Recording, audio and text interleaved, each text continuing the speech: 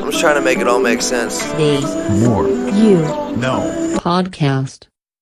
So earlier this week, I discussed a visualization exercise that's used to create your own ideal life, and today I also want to touch on creating your own ideal life with a different exercise discussed in Neuro-Discipline by Peter Hollins. And this exercise is more so focused on the daily habits and routines necessary that you must implement to create your ideal life.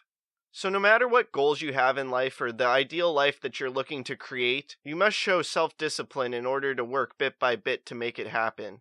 And so now I want to go over the 4-step process that Peter Hollins discusses in order to make your ideal life a reality. And the first step is to ask yourself, what is your ideal self? Your ideal self is the best, most evolved version of yourself. Think about if you were to be your best and most evolved version of yourself, what would that life be all about? Imagine this person in as great of detail as possible. And once you get the picture of this ideal person, you now have clarity surrounding what your ideal self that you're looking to become is.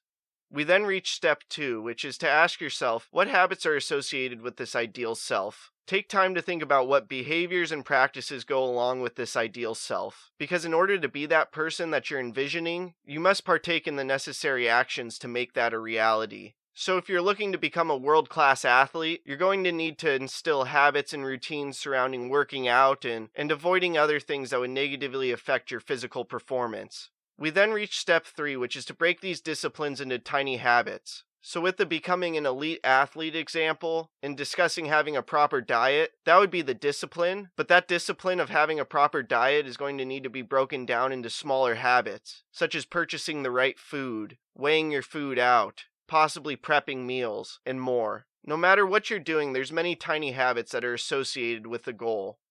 And then lastly, we reach step 4, which is to bring those disciplines to life. And this is where the self-discipline really comes in, as well as making your ideal life a reality. You've already figured out your big goals in your ideal life, and with the prior steps, you've figured out the necessary habits and disciplines that you need to partake in, and now is the time to do so.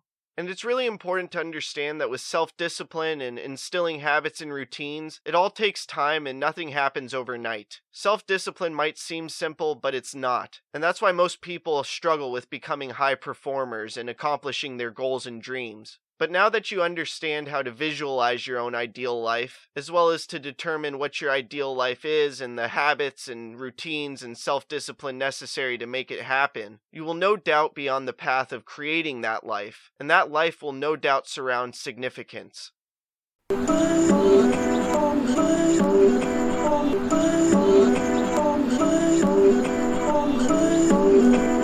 just trying to make it all make sense. The More You No Podcast.